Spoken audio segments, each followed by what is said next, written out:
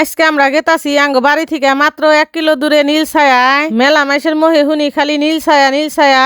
আঙ্গ বাড়ি থেকে এত কাছে হওয়ার পরেও এখন পর্যন্ত এনে যাওয়া হয় নাই। আসসালামু আলাইকুম, আমি মুন্নি। আমি আবারও আয়া পড়ছি আনেগোর মাঝে অল্প কিছু সময়ের নিগে। আনেরা কিবা আসুন, আশা করি ব্যাগকে ভালাই আসুন। আনেগোর দোয়া ও ভালোবাসায় আমিও মেলা ভালো আছি। আমার বড় পোলা ছোট পোলার বাস্তিরে নিয়ে মেলা দিলাম নীলছায়া কি আছে হেন্না ব্যাগ কিছু দেখবার নিগে।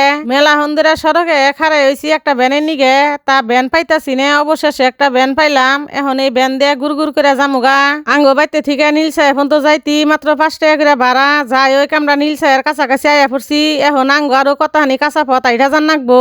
পথ দিয়ে আরতি এমন একজনের দেখা পাইলাম যারে দেখে আমার ছোট কালের কথা মনে পড়ে গেল।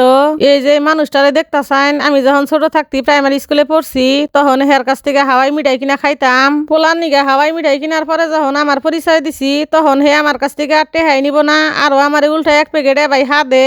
আসলে মানুষের মেলা কিছু নাগে না, ভালা ব্যবহার আর ভালা একটা মন থাকলেই যথেষ্ট।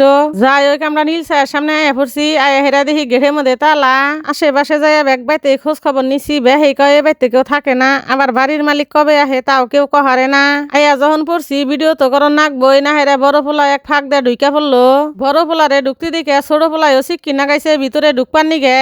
এখন আর কি দুই ভাইয়ে ভিতরে ঢুকে ছবি উঠতাছে আর ভিডিও করতেছে। ওরা তো ভিতরে যাইয়া ব্যাগ কিছু ঘুরা দেখতাছে। অগর নাগালে আমারও মন চাইতাছে ভিতরে যাইয়া ব্যাগ কিছু ঘুরা দেখবার নিগে। কিন্তু আমার বাইরে খাড়াইয়া থাকুন নাকবো। বাইরে খাড়াইয়া থাকা ছাড়া আমার কোনো উপায় নাই, কারণ ভিতরে যাওয়ার মতো আমার কোনো পথ নাই। এই যে সিঁড়িটা দেখতাছেন, এই সিঁড়িটা দোতলা ঘরের মধ্যে উঠবার নিগে। আসলে এই বাড়ির মালিক বাইতে নাই দেখে, তা না হইলে এই ঘরের মধ্যে কি আছে ব্যাগ কিছু আনে করে দেখা হলাম নি। এই যে দেখুন কত সুন্দর করে এনে মাটি দিয়ে একটা পাখি বানায় থইছে। আবার আর একখানে দেখুন নারকেল গাছে ডুম দিয়ে কত সুন্দর করে বইনা জায়গা বানায় দিছে। আর এই যে বাড়ির সামনে একটা পুকুর দেখতাছেন, এই পুকুরটায় বাড়ির সৌন্দর্যটা আরো মেলা বাড়াইয়া তুলছে। এত সুন্দর একটা জায়গা অযত্নে পড়ে রয়েছে, জঙ্গল মঙ্গল দিয়ে 70 মহিলা বুঞ্জ হইছে। এই বাড়ির মানুষ যদি বাইতে থাকলো নি, বাড়িটা পরিষ্কার করে রাখলো নি, বাড়িটা আরো মেলা বালা দেখান গেল নি। এইটার নাম বলে নীলছায়া। আমি মনে করছিলাম ভিতরের ব্যাগ কিছুই বানি নীল, কিন্তু এনে হেরা দেখি 70 মুড়াই বাঁশ আর কাঠ। এই যে দেখুন কত সুন্দর একটা গাছ, গাছের 70 মহিলা হাত পাও দিয়ে বোঝায়। গাছের মধ্যে আবার একটা কলসি বান্ধা থইছে।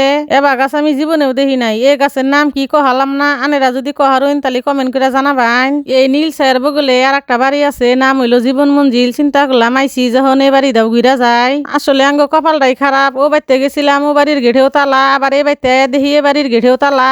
এখন আর কি করার, মেলাহানি পথ আইডে হেরে অরণে গেছি গে। এখন একবার জিরাইয়া বাইতে যামুগা।